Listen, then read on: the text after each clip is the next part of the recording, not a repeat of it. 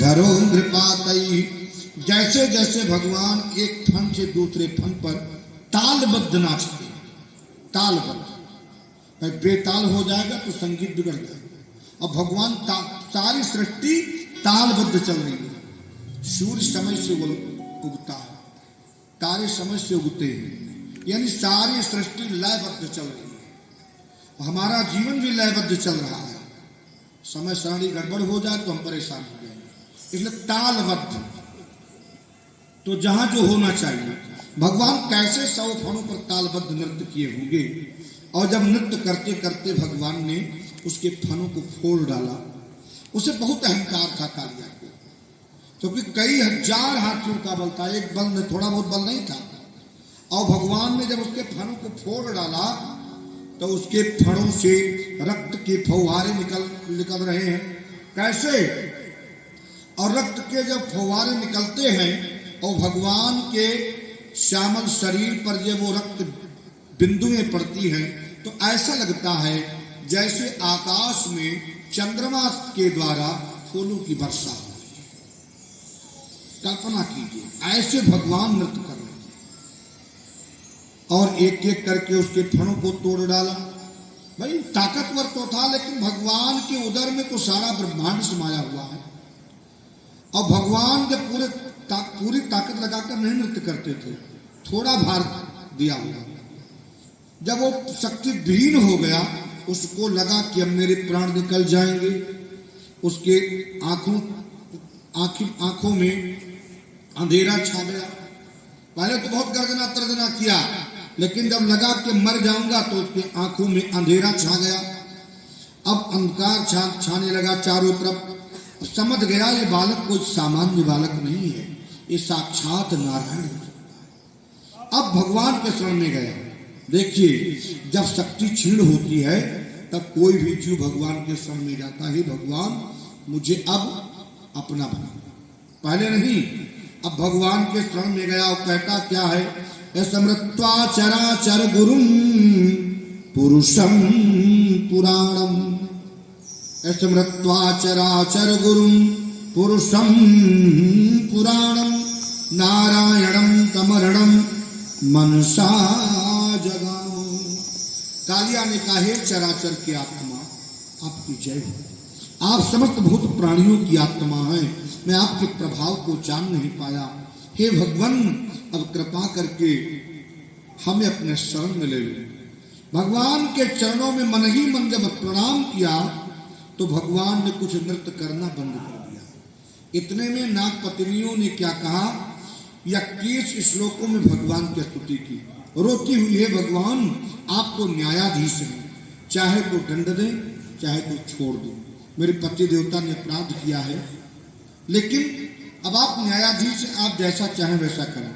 न्यायो ही दंडा कृतकिल विशेषण अस्तावतारा खल निग्रहाय रिपोह सुतानामकुतुल्य दृष्टे दत्ते दमम फलमेवानुशंसन। देखिए, परमात्मा को प्रणाम किया कालिया ने, और इधर नागपत्नियों ने कहा प्रभु आप न्यायाधीश हैं, चाहे तो दंड दे चाहे तो क्षमा कर दो। भगवान की दिव्य स्तुति जब नागपत्नियों ने किया तो भगवान को दया आई। भगवान ने कहा भाई इन देवियों की क्या गलती है? और जब भगवान को दया आई तो भगवान ने क्या किया? भगवान नृत्य करना बंद कर दिया और भगवान इतने प्रसन्न हो गए। नागपत्नियों से कहा, देवियों अब तुम वरदान मांगो, तुम चाहती क्या हो? आप जो मांगेंगे हम देने के लिए तैयार हैं। तो नागपत्नियों ने कहा, न नाक पृष्ठम न सार्वभौम। हे भगवान, हमें नाक पृष्ठ नहीं चाहिए। नाक माने देवराज इंद्र, पृष्ठ माने सिंहासन। हमें देवराज इंद्र का सिंहासन नहीं चाहिए। न नाक पृष्ठम न सार्वभौम, सार्वभौम पद भी हमको नहीं चाहिए। और न पारमेष्टम न रसाधिपत्यम, न हमें स्वर्ग का सिंहासन चाहिए। न योग सिद्धिर पुनर्भवम वा समंजसम वांछन्ति यत पादरजः प्रपन्ना। हे प्रभु, हमें न सिद्धि चाहिए, न धन चाहिए, न सार्वभौम पदवी चाहिए, न देवराज इंद्र का सिंहासन चाहिए। तो भगवान ने कहा तो क्या चाहिए? कहा प्रभु आप अपने चरण की धूल हमको दे दीजिए। अच्छा देखिए, चरण के धूल का तो महत्व है ही है, लेकिन यहाँ तो चरण का धूल भगवान तब देंगे जब कालिया के फन से भगवान नीचे आएंगे और जमीन पर पैर रखेंगे, तब उनके चरण में धूल लगेगा, तब भगवान चरण रत्न प्रदान करेंगे। अब धूल तो भगवान तभी देंगे ना जब नाग राज के फन से नीचे आएंगे। इस बहाने भगवान को आना पड़ेगा। जब भगवान नीचे आएंगे तो कालिया के प्राण बच जाएंगे। अंत में नागपत्नियों ने कहा प्रभु पति प्राण प्रदीयता। हे भगवान, आप सर्वशक्तिमान हैं, कृपा करके हमारे प्राण धन, हमारे पति देवता के प्राणों को बख्श दीजिए। अच्छा, कोई भी माताएं बहनें ऐसा नहीं चाहती हैं कि हमारे तो कभी भी यही चाहती हैं कि हमारा सौभाग्य अमर हो। तो नाग पत्नियों ने यही कहा, पति प्राण प्रदीयता। और कुछ माताओं के अंदर तो ऐसा भाव होता है कि पति देवता के रहते रहते हमारे प्राण निकल जाए, और होना भी यही चाहिए। सौभाग्य अवस्था में यदि हमारे प्राण निकल जाएंगे तो हमारा उद्धार हो जाएगा। नाग पत्नियों ने इस प्रकार भगवान से कहा तो भगवान ने नृत्य करना कुछ कम किया, बंद किया। अब इधर जब भगवान ने नृत्य करना बंद कर दिया तो नाग पत्नियों ने कालिया से कहा, स्वामी भगवान के चरणों में मस्तक झुकाओ। कालिया ने कहा, क्यों मैं झुकाऊं, मैंने कौन सा अपराध किया है? भगवान ने कहा, क्यों रे, तुमने अपराध नहीं किया, पूरे जमुना हृदय को जहरीला कर दिया, अभी कहता है मैंने अपराध नहीं किया। कालिया ने कहा, प्रभु मैं अपराधी हूं, मान लिया मैं अपराधी हूं। तो भाई जब कोई अपराधी न्यायाधीश के सामने जाता है तो अपना सफाई देता है, तो कुछ क्षण के लिए हमें सफाई देने का अवसर दीजिए। भगवान ने कहा ठीक है, सफाई देने का अवसर दिया। भगवान ने कहा, एक बात बताइए प्रभु, सृष्टि को किसने बनाया? भगवान ने कहा, मैंने बनाया। कहा, नाग जाति को किसने बनाया? कहा, मैंने बनाया। कहा, जन्म जात क्रोधी किसने बनाया? कहा, मैंने बनाया। कहा, जहर किसने दिया? कहा, मैंने दिया। तो कहा, आपने संसार को बनाया, हम सर्प जातियों को बनाया, जनजाति क्रोधी बनाया, जहर दिया, वही तो हमने आपको दे दिया, हमारी क्या गलती है? अरे दो बिंदु हमारे मुख में आप अमृत डाल दिए होते तो हमारी भी पूजा होती। अरे कोई भी मुझको देखता है मेरे फन को कुचल कर फेंक देता है, जो मेरे पास था वही हमने आपको दे दिया, इसमें हमारी क्या गलती है? भगवान ने कहा ठीक है, मान लीजिए मैंने सर्व जाति को बनाया, जनजाति को भी बनाया, जहर दिया, सब कुछ दे दिया, लेकिन रहने के लिए एक अलग द्वीप मैंने नागों के लिए सुनिश्चित कर दिया। भाई 7 द्वीप है ना, कुश, क्रौंच, शाक, सालमन, रमणक द्वीप, तो एक द्वीप केवल नागों के लिए है। भगवान ने कहा, मैंने एक द्वीप स्वयं तुम्हारे लिए सुरक्षित कर दिया, तो तुम यहां क्यों क्या करने आ गए? कालिया ने कहा, प्रभु इसमें मेरा कोई दोष नहीं है। आपका वाहन गरुड़ कभी कभी रमणक द्वीप जाया करता था, और जब वहां जाता था तो हम सर्पों को खा जाता था, हमारे सजातियों को खा जाता था। एक बार तुम हमारे ऊपर आक्रमण किया और हम अपने प्राणों को बचाने के लिए भागे। कहाँ जाते भक्त? भाई गरुड़ से तो बच पाना असंभव था, तुम हमको सुरक्षित स्थान यही जमुना हृदय लगा। तो कहा, क्यों, यहाँ पर हमारा वाहन नहीं आता? कहा, कालिया ने कहा, यहाँ पर आपका वाहन इसलिए नहीं आता है क्योंकि यहाँ पर सौभनी ऋषि का शाप है। एक बार गरुड़ ने बहुत से मछलियों को पकड़ करके खाया और महर्षि सौभनी ऋषि के आश्रम में मछलियों को फेंक दिया, तो महर्षि सौभनी ऋषि ने शाप दे दिया। क्या शाप दिया?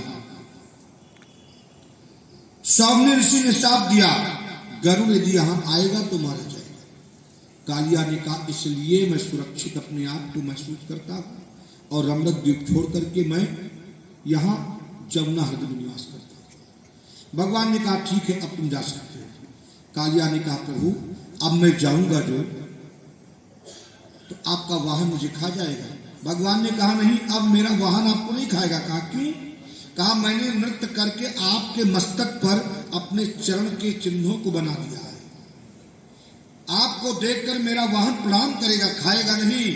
देखिए, कुत्ते 2 प्रकार के होते हैं, एक फालतू होते हैं, एक पालतू होते हैं। जो पालतू कुत्ते होते हैं उनको अपने मालिक के नाम का अहंकार होता है, उनके गले में अपने मालिक का पट्टा पड़ा रहता है, वो बाहर कहीं नहीं जाते हैं। वो पालतू होते हैं, उनका सम्मान होता है, उनको कोई नहीं मार सकता, भाई बाबू साहब का कुत्ता है। लेकिन जो फालतू कुत्ते होते हैं उनको कोई भी 2-4 लाख जमा होता है।